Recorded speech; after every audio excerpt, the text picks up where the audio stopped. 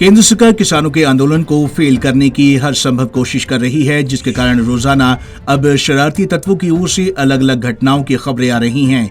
लेकिन किसान अभी भी आंदोलन पर हैं और अपनी जायज मांगों को लेकर इस कड़ाके की ठंड में बैठे हैं। ये कहना है चंडीगढ़ इंटक के प्रदेश अध्यक्ष नसीब जाखड़ का। कृषि बिलों के विरोध में सोमवार को इंटक की ओर से चंडीगढ़ में बाइक रैली निकाली गई। ये रैली चंडीगढ़ के सेक्टर 29 से शुरू की गई थी, जिसमें 400 के करीब लोगों ने हिस्सा लिया।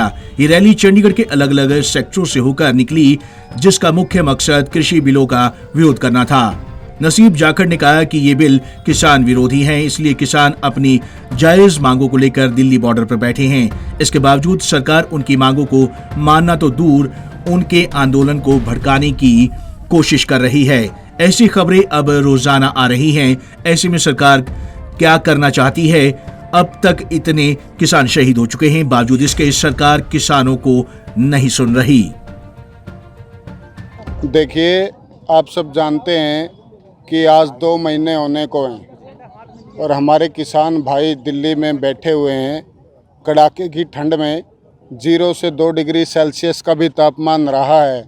उस इतनी हार्ड पिघलाती सर्दी में, ठंडी हवाओं में किसान वहाँ डटा बैठा है और 170 से भी ज़्यादा किसानों की अब तक मौत हो गई है। जो हमारे पास आंकड़े हैं 170 से ज़्यादा।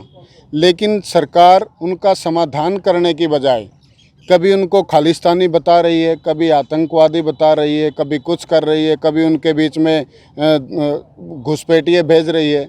आप देखिए, किसान कोई सरकारी नौकरी नहीं मांग रहा, वो अपनी जायज़ मांग के लिए, देखो एमएसपी का जो हम कहते हैं, आज सुई से लेकर के जहाज़ तक एमआरपी और एमएसपी उनका तय होता है।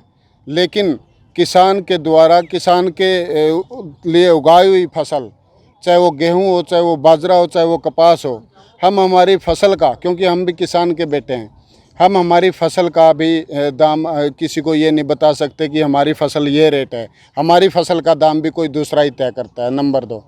तीसरा, ये 3 काले कानून जो मोदी सरकार जी लेके आई है, आड़तिया को ख़त्म करना, मंडिया को ख़त्म करना। अगर मंडियां ख़त्म हो जाएगी तो किसान का वजूद ही क्या रहेगा? कौन उनको पैसे कर्ज बरतने के लिए देगा? कौन, कैसे वो अपनी बेटी को, बच्चों को पढ़ा पाएंगे किसान? देखिए, इसमें बड़ा सीधी सी बात है, एक टेक्निकल कारण है। एमएसपी से सरकार पीछे हट रही है। स्वामीनाथन आयोग की रिपोर्ट बहुत समय पहले लागू कर देनी चाहिए थी।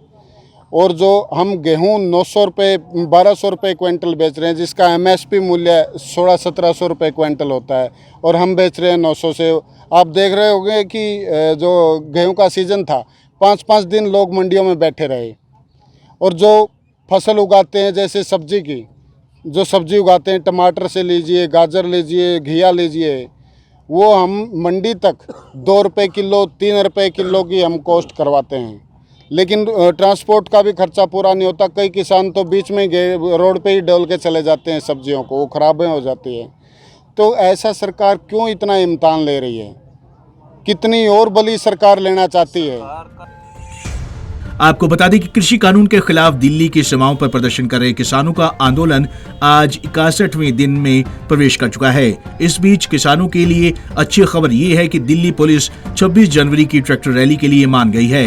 यही कारण है कि दिल्ली की जिन सीमाओं पर प्रदर्शन चल रहा है, वहाँ ट्रैक्टर ट्रॉलियों की लंबी कतारें लग गई हैं। पंजाब केसरी टीवी चंडीगढ़ के लिए भागवत सिंह की रिपोर्ट।